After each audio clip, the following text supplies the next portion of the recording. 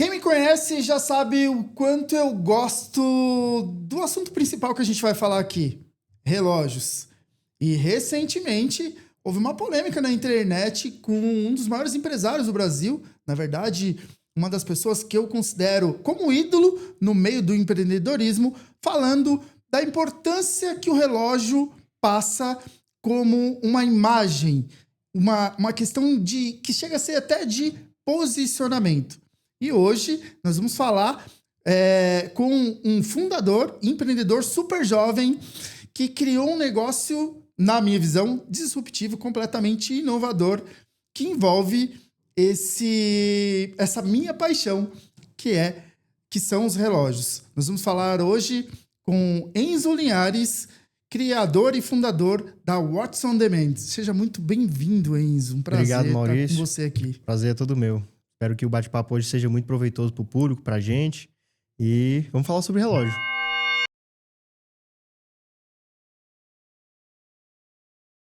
Com certeza. Eu tenho muitas dúvidas aqui porque eu gosto. É um assunto que eu gosto muito, né? Mas, Enzo, conta um pouco da sua história. Quem é o Enzo Linhares? Você é de São Paulo? De onde você veio? Qual foi a sua formação? Antes da gente chegar no business em si. Claro. Então, eu sou nascido em São Paulo, mas fui criado em Fortaleza, no Ceará. Uhum. E aos 21 anos eu voltei para São Paulo para cursar minha faculdade. Cursei administração em uma faculdade onde o foco era formar empreendedores. É uma faculdade nova chamada Link School of Business. E foi daí onde eu comecei a ter mais essa vontade de criar o meu próprio negócio. Uhum. Eu já vim de uma família de empreendedores, começando pelo meu avô, pelos meus dois avós, na verdade. Legal. E eles sempre tiveram negócios de economia real. Concessionária, construção, coisa que a gente vê o dinheiro. E então eu sempre tive essa vontade de trabalhar com algo parecido. Sempre gostei, principalmente do setor onde minha mãe trabalha, que é carros e motos, no ramo de concessionárias. Mas quando eu vim para São Paulo, acabou que essa visão mudou um pouco por conhecer novas visões, novas pessoas, novas ideias. E aí o tempo foi passando e eu comecei a querer juntar o útil ao agradável em algo que eu gosto com algo que eu possa fazer dinheiro, porque aqui ninguém trabalha de graça. É verdade. Então acabou que em um certo momento eu não tive essa ideia, mas apareceu essa oportunidade de começar esse negócio. Chamei meu sócio, vamos. E agora estamos aqui há exatamente 2 anos nessa caminhada de assinatura de relógios. Olha só, para você ter ideia, você já deve ter ouvido provavelmente falar de assinaturas de veículos, assinatura de material de escritório, de hardware, de informática, tecnologia, mas sabe que você já ouviu falar, antes desse podcast, sobre assinaturas de relógios? É sobre isso que a gente vai pegar todos os detalhes aqui, começando como que surgiu essa ideia, né? Obviamente você comentou aqui que teve várias visões, né? Estando aqui em São Paulo, mas de onde surgiu? Quando eu cheguei em São Paulo e eu comecei a ver que o pessoal que estava ali mais ou menos na mesma pegada que eu de querer começar um negócio, eu vi que estava todo mundo ainda muito com a ideia de querer recriar a roda. Fazer algo super disruptivo, estava muito na época do tech, NFT, essas coisas digitais. E eu sempre achei isso ideias complicadas, porque eu nunca quis recriar a roda, mas eu sempre quis fazer o básico bem feito. Perfeito. Então, como foi que surgiu a ideia de fazer essa assinatura de relógios? Eu acompanho já influenciadores, tanto do Brasil quanto de fora, que falam de relógios, que falam de carro, coisas que a gente gosta. E acabou que em um desses vídeos eu caí em uma pessoa que estava assinando relógios nos Estados Unidos. E aí eu sempre conversava com alguns amigos sobre relógios, inclusive com o meu atual sócio. A gente sempre falava que quando a gente for mais velho, quando a gente já tiver rico, a gente vai abrir uma loja de relógios para a gente ganhar dinheiro com o nosso hobby.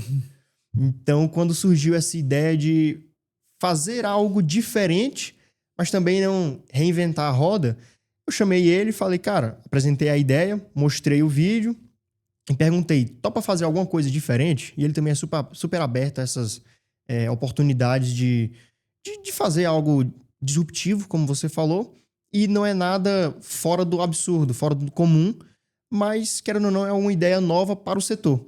Então, ele topou na mesma hora, a gente combinou de começar a fazer as pesquisas de campo, Uhum. O famoso, você usaria, você não usaria, por que você não usaria, Sim, por que sim. você usaria, né? Então, a gente fez nossas pesquisas ali durante alguns poucos meses, eu diria uns 4 meses, 5 meses. E aí depois eu tinha uma viagem marcada onde o país era com um câmbio bom. Eu falei, ó, a gente tem a oportunidade de trazer relógios aqui. Vamos? A gente combinou o investimento inicial, falou, vamos. Então tá bom. Fui, viajei, comprei 4 relógios. Na viagem, eu assinei os 4 e aí foi onde o negócio surgiu. Que legal. E, assim, talvez você não conheça, mas o Enzo é super ativo nas redes sociais, Isso. né? Foi através Das redes das sociais. redes sociais que nós nos conhecemos, Sim. né? E lá eu vejo você comentando toda vez que o relógio chega, toda vez que o relógio sai, e eu acho que isso também gera, de certa forma, um desejo nos próximos clientes, porque hoje você tem fila de espera, né? Sim, hoje a gente tem fila de espera para alguns bons modelos. E não só gera desejo, mas também como grandes empresários também já falaram que brasileiro gosta de comprar de brasileiro. A gente gosta de comprar de marcas que tem cara, né? Uhum. A gente vê as grandes marcas de luxo, não tem a cara do fundador, mas sempre tem uma cara famosa. É De algum verdade. ator, Uhum. de algum artista que, querendo ou não, o público que aquela empresa conversa representa. Então, eu sempre estou ativo nas redes sociais justamente por esse motivo, principalmente no Instagram. O Instagram é a nossa rede principal, que é onde a gente faz 99% dos nossos negócios.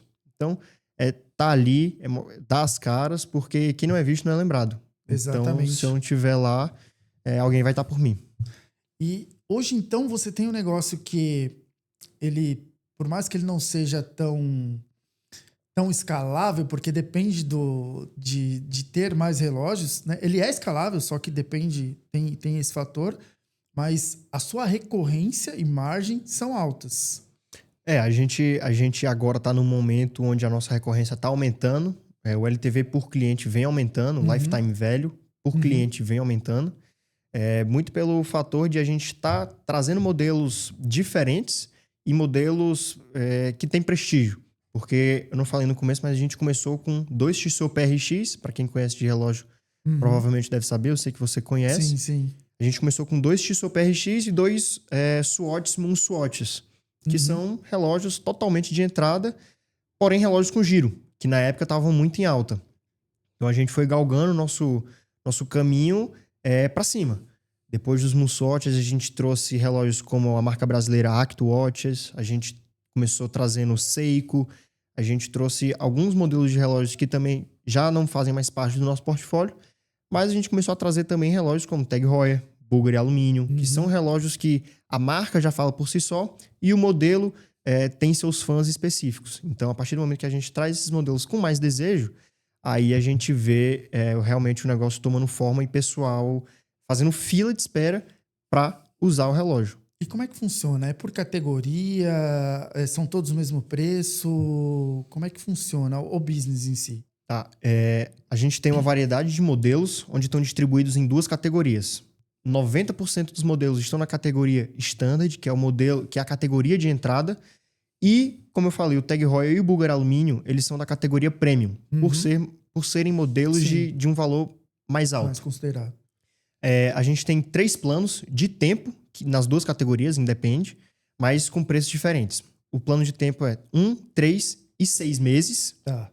E aí a nossa assinatura não é aquela assinatura igual a assinatura de roupa, assinatura de vinho, que você recebe um novo todo mês.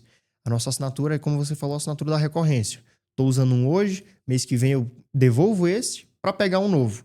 Então é a de devolve, pega, devolve, pega.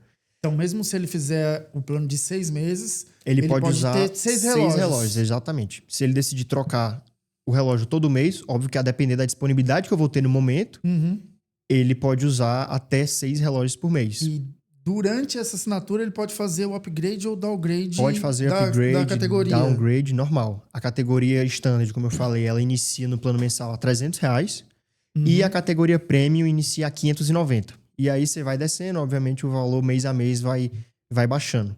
Mas, como você falou, pode fazer o upgrade, downgrade, que você vai estar pagando no momento pela categoria que você estiver usando.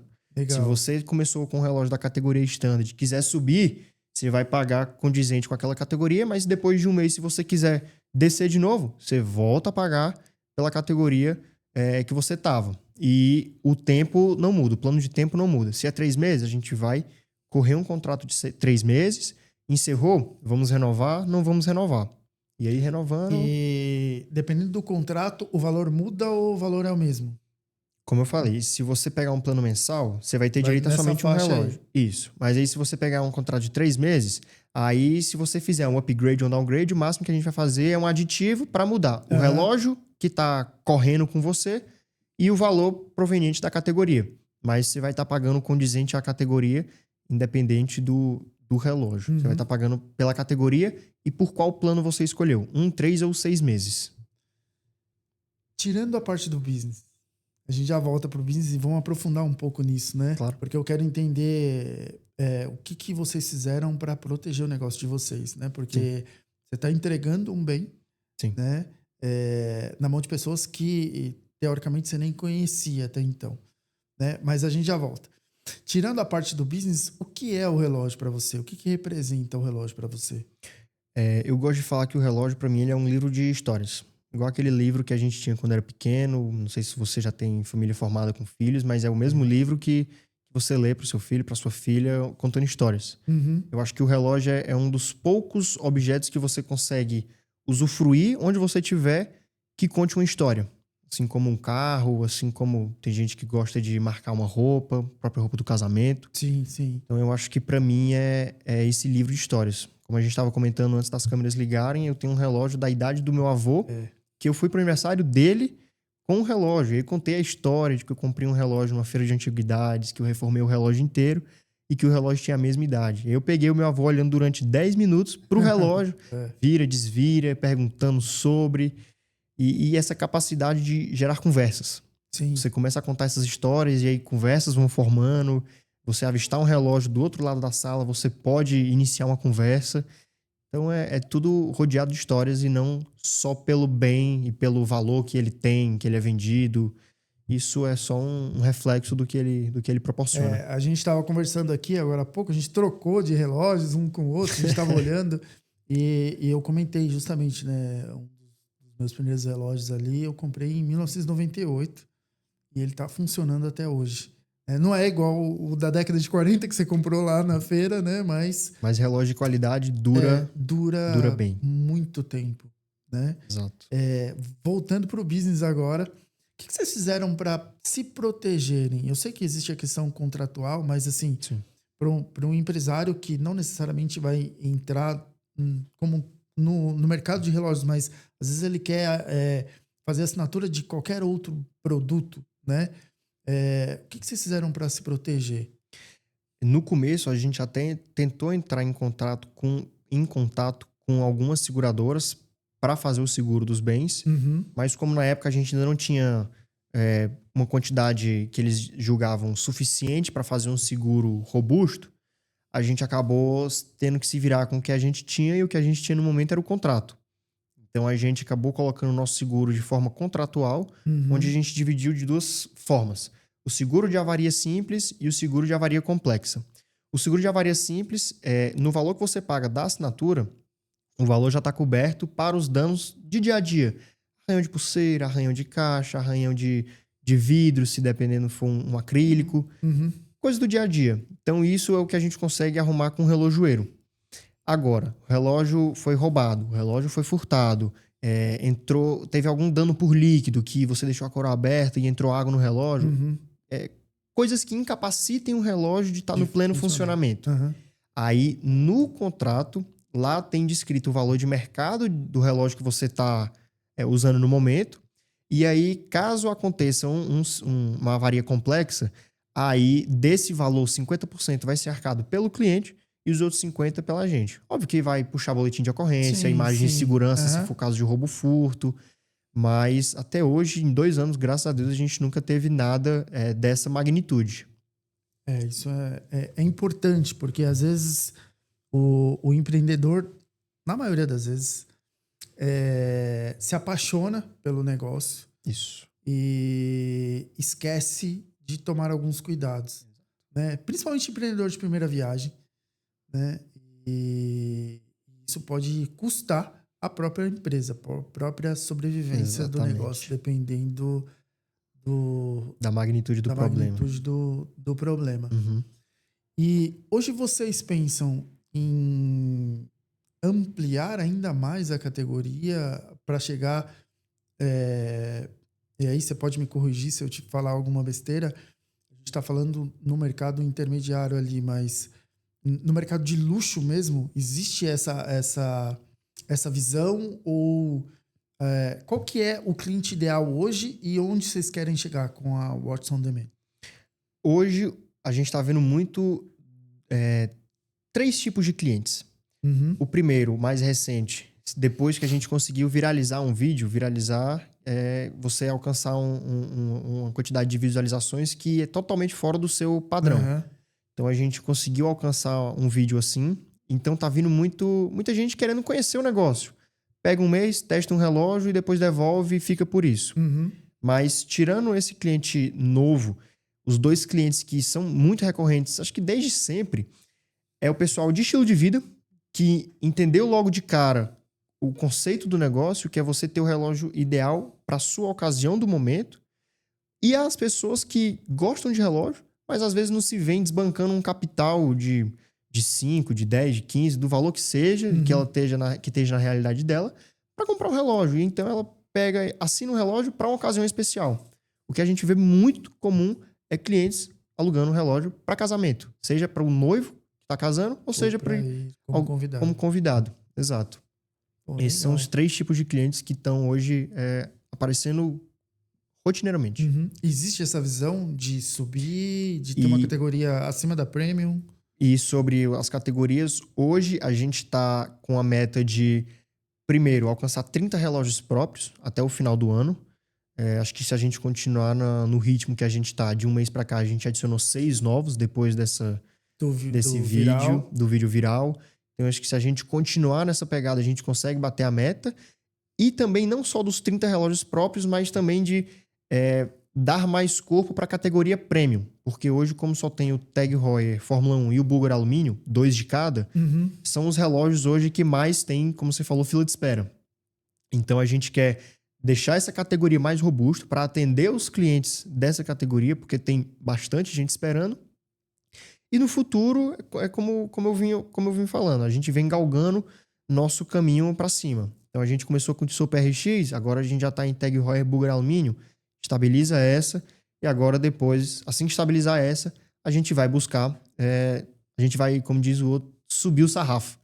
Então a gente vai para marcas como Tudor, Cartier, e obviamente a nossa meta principal é chegar em Rolex e essa categoria de relógios, né? Mas aí óbvio que é outro tipo de cliente, é outro tipo de atendimento, Sim. é praticamente 2 negócios totalmente à parte. O que a gente já vem sondando com alguns clientes que já têm um poder aquisitivo um pouco maior, que eles não alugariam por tanto tempo. Então, talvez a gente, para esse tipo de relógio, a gente faria planos menores.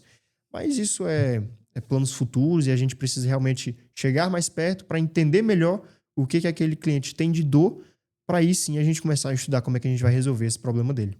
Perfeito. Para o pessoal que está assistindo a gente aqui ou ouvindo no Spotify, por que ele alugaria um relógio?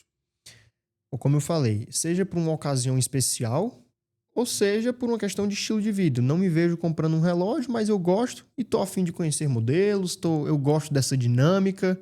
E tem até uma história interessante que aconteceu com um amigo de um primo meu. Ele falou que esse amigo dele foi casar no ano passado e ele sempre gostou muito da marca Tag Heuer, inclusive do modelo Carreira. E aí ele foi casar, mas nunca se viu tendo um relógio, fazendo o desbanque do capital, então ele nunca se interessou em comprar. Mas pro casamento ele queria usar um relógio bacana. E aí o que foi que ele fez? Ele foi na loja da Tag Heuer, deu a entrada no relógio, levou o relógio para casa, usou no casamento e depois ele devolveu o relógio e perdeu só a entrada.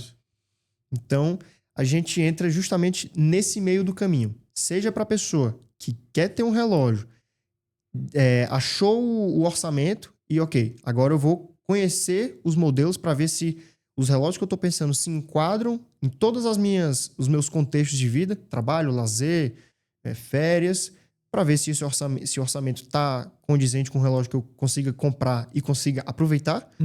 ou seja também para a pessoa que não quer ter um relógio, mas queria usar um relógio bacana em uma ocasião especial. Então, é nesse meio de caminho que a gente encontra esses dois tipos de cliente.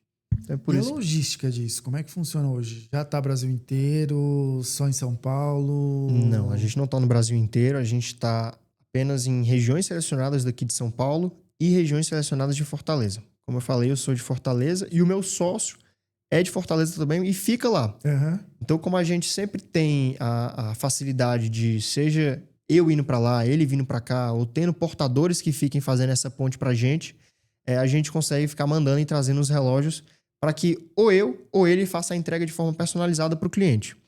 Horário, data, local, é tudo acordado one-on-one com o cliente para, obviamente, ser o mais cômodo para ele e garantir a melhor experiência. É porque até dependendo do tipo do relógio, tem ajuste de pulseira, todas Exatamente. essas questões Exatamente. bem particulares ali que vão variar de cliente para cliente mesmo. Exato. Né? Se for um caso desse, de, por exemplo, de Super RX, que é o mais comum da gente ter que encontrar o cliente e pedir 5 minutinhos do tempo dele para ajustar a pulseira do jeito que ele achar melhor, um pouco mais justo, um pouco mais frouxo. Então a gente senta com ele, pede um café às vezes, enquanto a gente vai conversando, eu vou ajustando, ou meu sócio vai ajustando a pulseira, a gente vai trocando uma ideia, vai conversando, e aí quando o relógio ficar pronto, aí o cliente está liberado, seja para continuar conversando, mas agora com o relógio no braço, ou seja para seguir com o dia. E a logística, como eu falei, é 100% personalizada para o cliente se sentir o mais cômodo possível. Se você duvida, só você vai. Daqui a pouco a gente vai compartilhar o arroba aqui do Enzo, né? Mas você vai ver lá no WhatsApp ele fazendo, ele próprio, por enquanto, fazendo as entregas. Fazendo tudo. De cada um. Fazendo o contrato, assinatura. Hoje até teve renovação, né? Hoje teve, exatamente. Voltou um e já saiu, né? Para vocês terem ideia do giro. Mas para as pessoas que de casa que estão com o relógio parado lá, é um relógio dentro dessas categorias e querem rentabilizar. Esse negócio existe? O seu negócio também aceita essas pessoas? Quais os critérios? Como é que funciona?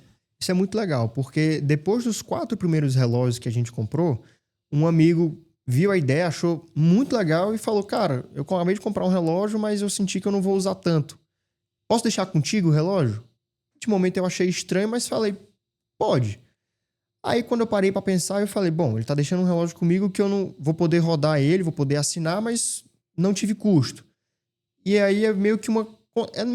É uma consignação. Então a gente sim aceita relógios via consignação, inclusive o que eu tô agora, que é o Seiko 5 Sports. Ele é consignado de um cliente nosso. Então a gente recebe pedidos de consignação, aí a gente começa a fazer o nosso crivo, tanto como a gente faz para receber os clientes.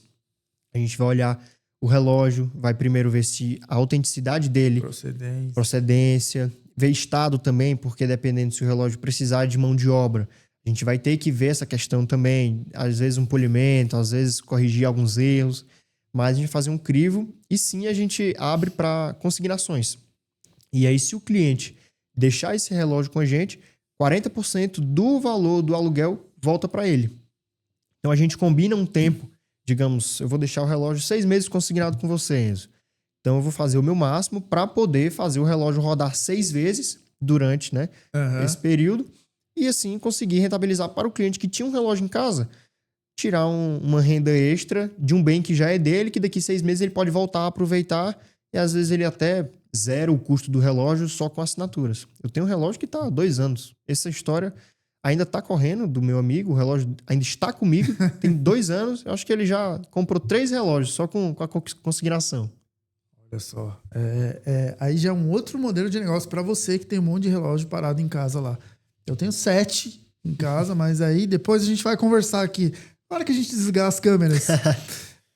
Quais foram os principais desafios no começo? O principal desafio até hoje é comprar relógio. Porque todo bom negócio começa com uma boa compra.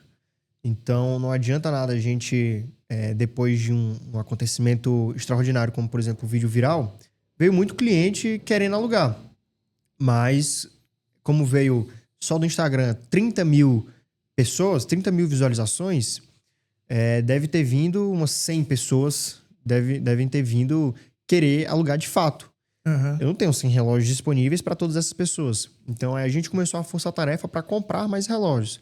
Porém, a gente não pode sair comprando relógio à torta e à direita, porque senão, se a gente começar a comprar relógios caros, a gente vai ter que, querendo ou não, repassar esse custo na assinatura e acabar frustrando uma expectativa que o cliente tinha de justamente usar um relógio de um valor agregado alto por um preço que cabe no bolso.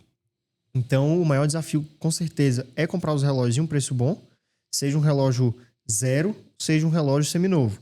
Que com isso a gente já faz parcerias com lojistas que a gente conhece, já confia, ou seja, comprando relógios em quantidade, ou comprando fora com o benefício do câmbio. Mas, além de comprar relógios, é a própria logística. Às vezes tem pessoas de bairros de São Paulo que é um pouco mais afastado, que acaba que o tempo, a demora, a gasolina, todos esses custos que envolvem a entrega, o recebimento do relógio, acaba não compensando e tirando a margem, até deixando aquele negócio negativo. Então, a logística é um pouco complicada, por isso que a gente só funciona em regiões selecionadas das cidades, porque precisa compensar tanto para o cliente, não esperar 2 horas, um dia inteiro para receber o relógio, e tanto para a gente não perder o dia inteiro fazendo uma entrega onde a gente poderia estar sendo produtivo, assinando mais relógios, quem sabe comprando mais relógios. Né? Então, eu diria que essas duas são os principais desafios que vão perdurar ainda por um bom tempo, mas que a gente está comprado no risco e a gente já tinha ciência disso. E a gente vai falar daqui a pouco, né? Eu vou até te presentear com o meu livro, né? Que é o Código da Escolha. Depois eu vou pedir, se você puder pegar. Acho que eu deixei um ali em algum lugar, deve ter. Acho que na caixa deve ter, né? E a gente sempre... Eu acredito muito que cada escolha, ela traz algumas renúncias, né? Falando de escolha, quais foram as escolhas mais desafiadoras que vocês tiveram que fazer como sócios, né? A partir do momento que, ok, vamos abrir, vou para fora, vou comprar os primeiros, mas durante essa trajetória até agora... Acho que a grande renúncia que eu fiz foi sair do trabalho que eu tinha para tocar o negócio. Eu comecei a Watches on Demand em maio de 2023. Em junho de 2023, eu entrei no mercado financeiro.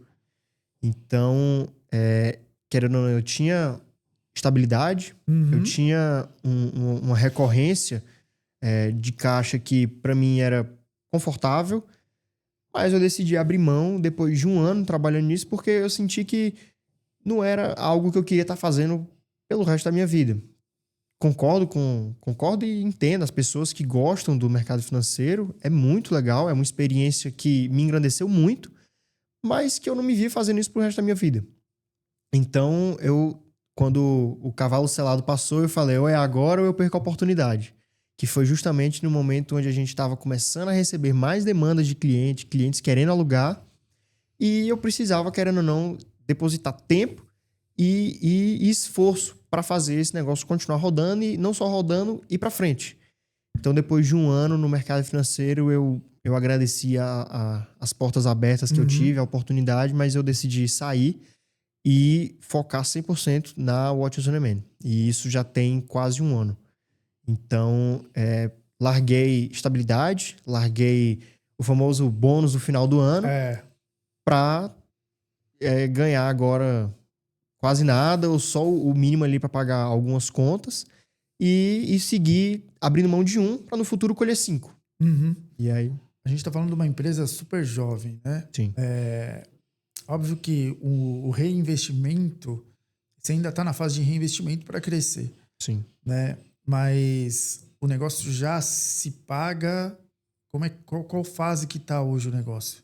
Até esse ponto que eu falei de estar trabalhando nos dois ao mesmo tempo... Foi justamente a gente conseguiu fazer com que aquele investimento que a gente fez durante 3, 6 meses iniciais, ele conseguiu se pagar.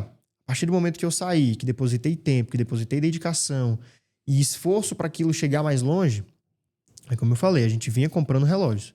Sempre comprando relógio, sempre comprando relógio. E com isso o caixa às vezes não aguenta. E aí peguei uma reserva que eu fiz só para isso, já avisando essa saída para focar 100% no meu negócio. fiz uma reserva para justamente quando chegasse essa época, ok, isso aqui é só para investimento na empresa. E ainda estamos nessa jornada. O negócio ele já não está pago, não está mais no 0 a 0 porque a gente vem comprando relógio atrás de relógio. De um mês para cá, a gente comprou 6 relógios. Obviamente, o caixa não estava robusto a ponto de comprar 6 relógios. Investimento, para a gente que está no começo, altíssimo. Então, a gente tem que usar das 3 fontes que a gente tem. Caixa, sócio 1 e sócio 2. Então, aí no momento a gente está, como você falou, reinvestimento e abrindo mão de um para no futuro colher 5. Porque é isso que, na minha opinião, gera riqueza de fato, gera o famoso equity. Sim.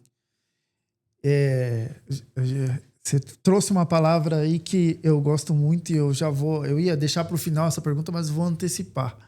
Né? A gente sabe, quem já está em negócio há muito tempo, que a empresa tem alguns futuros possíveis. Né? Quebrar, sucessão ou ser vendida. Vocês já pensaram nessa possibilidade de uma saída lá na frente? Eu acho que a partir do momento que se você começa a pensar no plano B, o plano A deixa de ser o foco. Então, eu sou muito fã e sou muito adepto do bom e velho trabalho duro. Eu tenho isso muito da minha família. Da minha mãe, do meu pai, do meu avô. São pessoas que me inspiram muito e todos sempre valorizaram muito a força do trabalho. Então, eu tô levando isso pra frente justamente dando o meu máximo, trabalhando duro para fazer com que isso prospere o máximo possível. É óbvio que se o negócio vier a ser vendido, ou a gente ter uma proposta de venda, uma proposta de, quem sabe, no futuro, um IPO, ou se a empresa quebrar, eu acho que experiência é experiência. Né? Eu sou empreendedor de primeira viagem, como você falou, sou novo, não tenho família. Então eu acho que realmente essa, na minha opinião, é a época de botar a cara a tapa, de realmente fazer acontecer.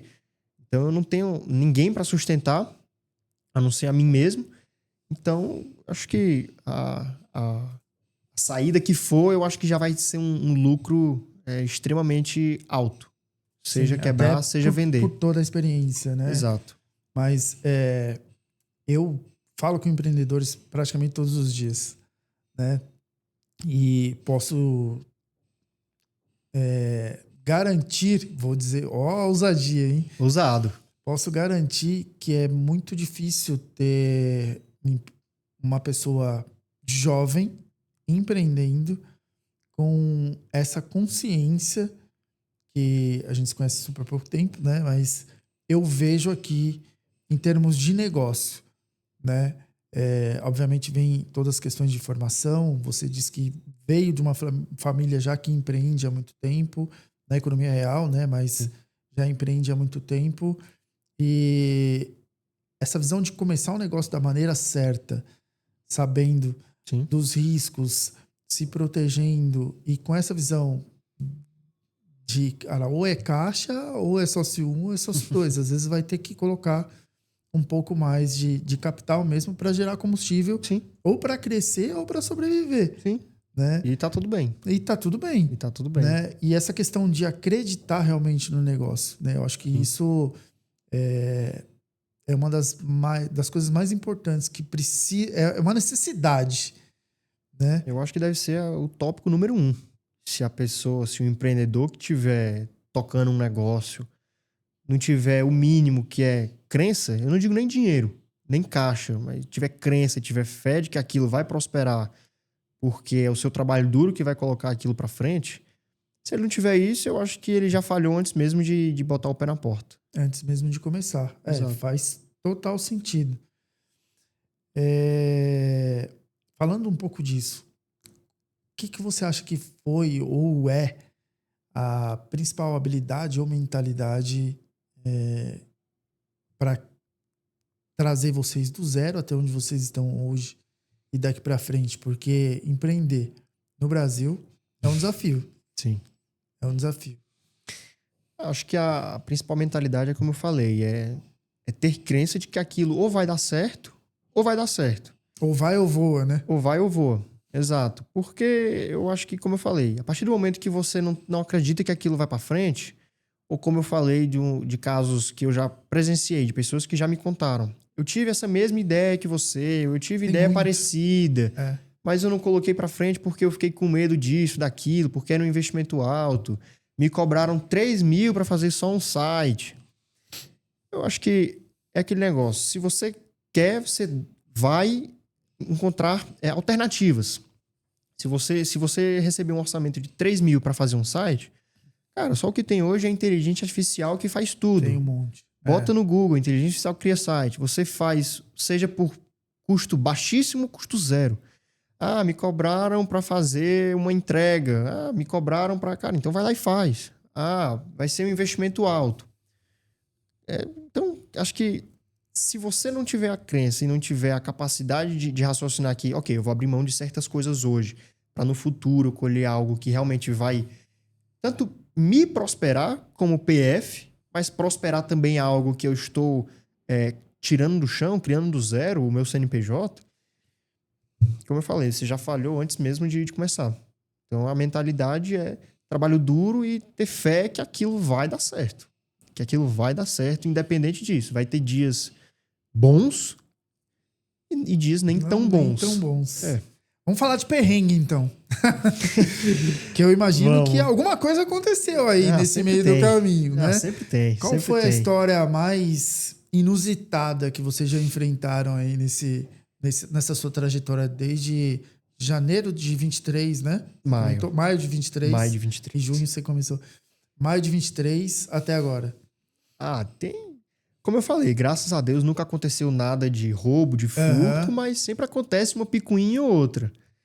Eu acho que o mais inusitado foi de um cachorro de um cliente que comeu uma pulseira.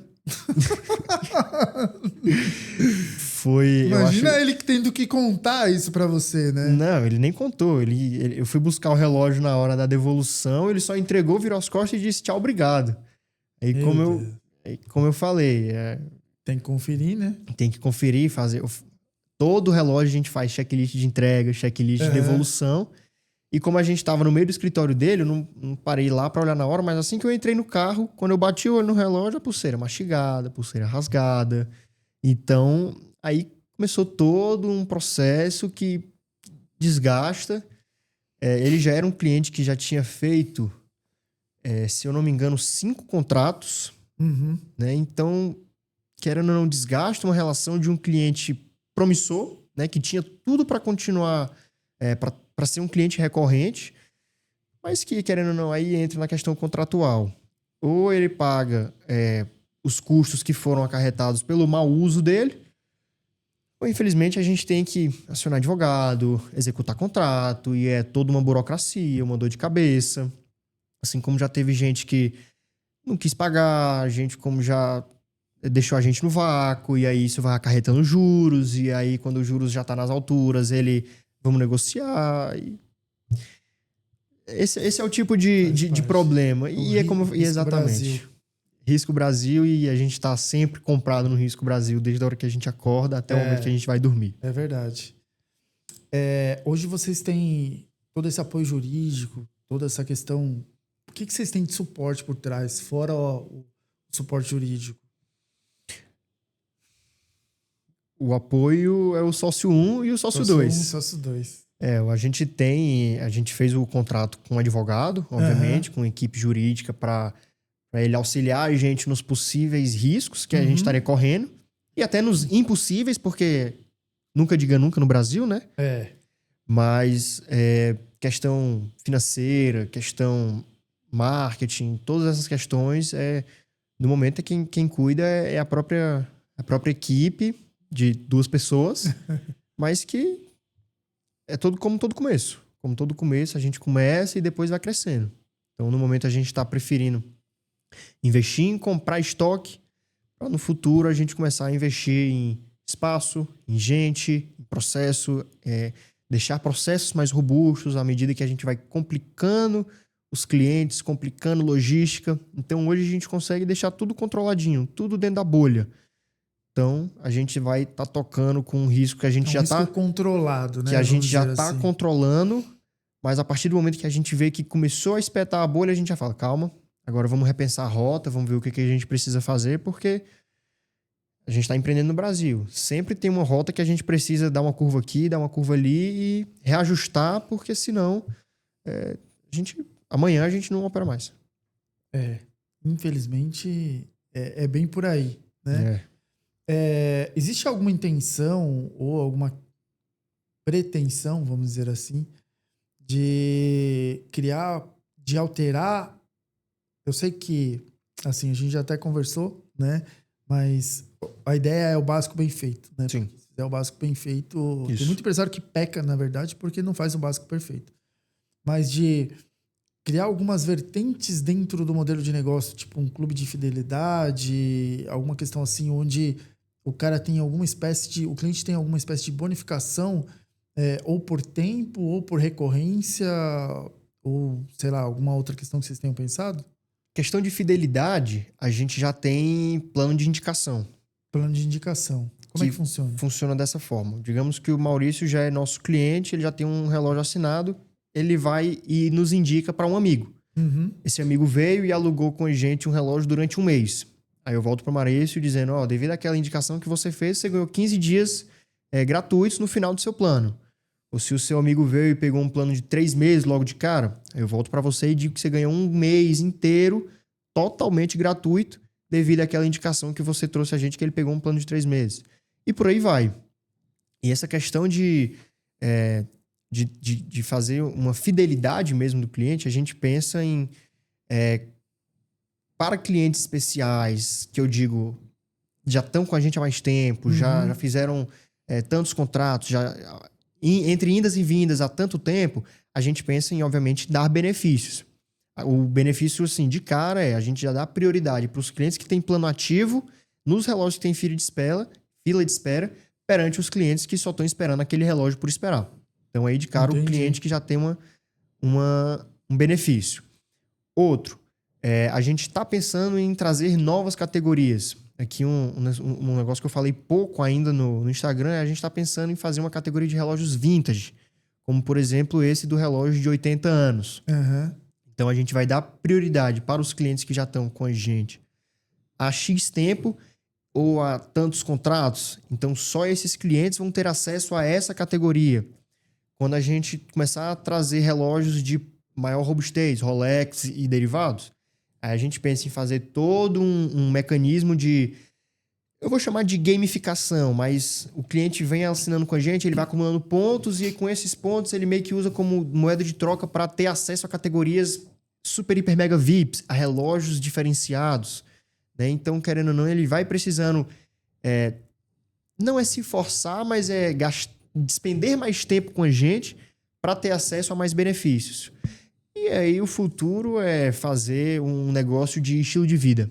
Assim como já tem empresas que começam vendendo um objeto de entrada, mas aí que depois evoluem para uma venda mais robusta, que depois evoluem para um ecossistema onde junta todos esses clientes em torneios de esporte, em sorteios especiais dentro daquela comunidade. E também fora a nossa comunidade no WhatsApp que a gente já tem, onde são os membros e os clientes mais assíduos que a gente já tem, onde a gente já divulga as coisas lá com um pouco de antecedência. Tem sempre aquele bate-papo legal, opiniões nas coleções dos outros. Tô pensando em comprar um relógio tal, o que vocês acham? E toda aquela troca que a gente gosta. Porque é um universo à parte, né? Sim. Se você que está assistindo a gente ou ouvindo a gente não faz parte ainda desse mundo, se um dia você entrar para a nossa turma, eu vou dizer assim, né? É divertido. Não é só pelo bem. Nunca. Né? Nunca vai ser. Inclusive, é um negócio que eu já falei no Instagram algumas vezes. Às vezes a gente, por um relógio, conhece uma pessoa que a gente se conecta tanto, uma pessoa trabalhadora também, uma pessoa do bem, que às vezes a gente acaba se perdendo na conversa e esquece o relógio. A gente vai trocando e aquela pessoa deixa de ser um cliente para virar um amigo. Então, isso deixa de ser o relógio há muito tempo. O relógio é mais um meio. Por falar em amigo, você que tá na nova tendência de pôr a cara mesmo, de ser a cara do negócio nas redes e na frente do negócio como um todo, tem muito hater? Sempre. Sempre. Sempre. Principalmente depois do vídeo viral. Sempre. Uma vez por semana, no mínimo, aparece uma mensagenzinha, seja num tráfego pago que a gente roda, numa publicação, no TikTok. Principalmente o TikTok, que é uma rede mais branda, mais aberta, você não tem tanto controle. Nossa, só o que teve lá é hate. A minha esposa, ela às vezes... Você não vai responder? Eu falei, não, eu nem ligo. A minha estratégia eu deixo eles brigarem entre eles. Porque do mesmo jeito que tem quem critica, tem o que defende. Exato. Ali mesmo na conversa, às vezes eu olho, às vezes eu nem olho. Não, né? E você vai gastar energia, você vai gastar paciência. Tira o foco do negócio também. Tira o foco e você acaba se desgastando num negócio que não vale a pena e que não vai levar a canto nenhum. Então, hateou, deixa o comentário lá. Faz parte. Faz parte. Faz parte. Uma coisa importante, até para comentar para os nossos amigos empresários aqui. Quando a gente vende no Brasil qualquer bem, né? Vou dar um carro como exemplo, né? Aproximadamente 50% daquele valor do carro é imposto. E as grandes montadoras, elas migraram para, entre outras coisas, né? Para o modelo de assinatura, apesar dela ter que conviver com aquele passivo, entre aspas, porque se ela não vende o carro, ou seja, se ela aluga, ela não precisa pagar os 50% dos impostos de venda de produção ali, da indústria. Sim. Né? Então, às vezes, para você que está assistindo, a diferença entre um modelo de negócio que você atua hoje, que te dá uma margem um pouco menor e pode te proporcionar um ganho gigantesco em termos de margem, pode estar no modelo de negócio. Né? No próximo episódio, a gente vai falar com uma estrategista de negócios aqui, né? E às vezes uma pequena virada de chave, o McDonald's mesmo fez isso, e aí já falei agora o nome, agora mudou a descrição do sorvete para sobremesa e teve um ganho gigantesco tributário. O próprio sonho de valsa também deixou de ser bombom para acho que virar wafer ou foi vice-versa, mudou a embalagem, economizou quantos milhões só dessa besteira. E aí, falando nisso, quais são os indicadores que vocês mais olham, assim?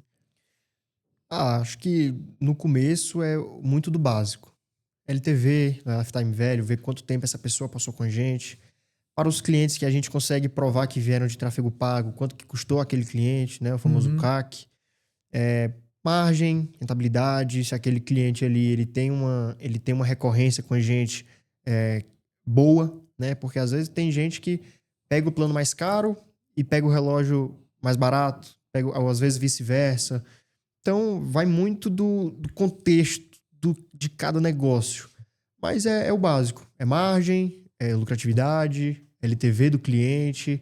Para os clientes que vêm de tráfego pago, de mídias pagas, CAC. O básico.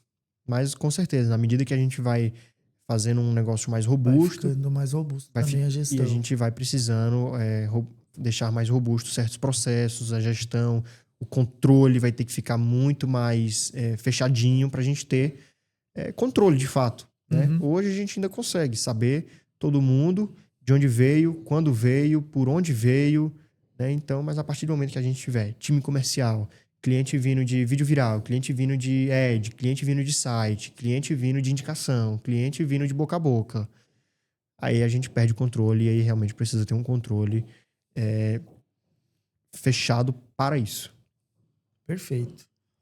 O que você diria, eu vou pedir para você olhar para a câmera ali, para aquele, nem vou falar empresário, né? Para aquele aspirante a empreendedor, talvez jovem, talvez nem tão jovem, que possivelmente teve ou tem algumas ideias, mas tem essa questão de medo para tirar do papel, para manter. O que você diria para esse cara que sonha em realizar, mas não Tá deu empacado. Eu acho que você já começar já é o maior fator que vai diferenciar. Porque se você não decidir realmente colocar a cara a tapa, realmente tentar, independente dos possíveis custos, dos possíveis riscos, obviamente que você vai ponderar tudo para sua realidade. Sim. Mas eu acho que você decidir, depois de analisar, não, isso aqui dá para eu arriscar um pouquinho, como se falou, se for novo, se for aspirante, tiver numa condição que te propicie, ou se tiver até no vou tentar, eu acho que a motivação de você já começar, já dar o primeiro passo, o resto a gente vai tocando à medida que o barco vai seguindo. Porque senão, se você nunca der o primeiro passo, o negócio morreu aí, você já fracassou aí. É verdade. Perfeito. Quem quiser encontrar vocês, a Woody, a What's on Demand, o Enzo, como é que faz? O nosso Instagram, nosso TikTok é @watchesod, de on demand. O YouTube, Watches on Demand também. Basicamente é tudo o mesmo nome, tudo a mesma logo. Super convidados a conhecer esse novo conceito que a gente está trazendo de experienciar relógios. E quem sabe daqui a pouco a gente já está mais robusto com relógios de Rolex para cima. Fechado. Enzo, muito obrigado. Prazer obrigado foi meu. por ter vindo, obrigado por ter aceitado esse convite, por esse Prazer foi meu. papo super prazeroso para mim também aqui, sobre uma das minhas paixões, que são os relógios, né? E se você também gosta de ideias ousadas, disruptivas ou de gestão, e eu tô esquecendo um ponto importante aqui, vou ter que te presentear aqui com o livro, O Código da Escolha. Obrigado. Foi um prazer ter você aqui com a gente. Espero o prazer foi meu. Que a leitura possa levar o negócio de vocês realmente para um outro nível. Com certeza, se né? Deus quiser. E gostou desse bate-papo? Já siga o nosso perfil, se inscreve aí no nosso canal, compartilha esse vídeo para que o YouTube entenda que ele é relevante para a nossa comunidade empreendedora, e já siga o nosso perfil, o Elo Podcast, @Elo Podcast, ou o meu Instagram pessoal, @Mauricio Freitas Pro. Obrigado, pessoal. Um grande abraço e até a próxima.